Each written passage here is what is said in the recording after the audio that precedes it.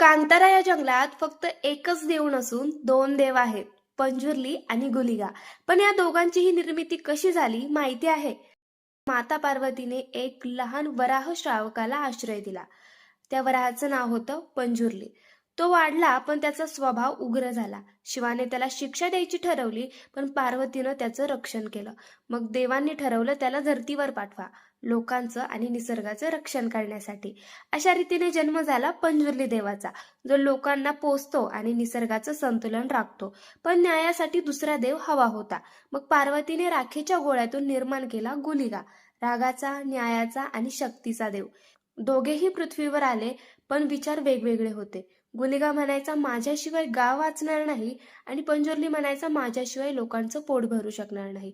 त्यांच्यात संघर्ष झाला आणि तेव्हाच प्रकट झाली दुर्गा माता. ती म्हणाली, तुम्ही दोघेही देवशक्तीचे अंश आहात. एक पोसतो तर दुसरा रक्षण करतो. त्या क्षणानंतर दोघांनीही एकत्र राहण्याचा संकल्प केला आणि आजही त्यांच्या संतुलनावरच या जंगलाचं, गावाचं आणि मानवतेचं अस्तित्व टिकून आहे.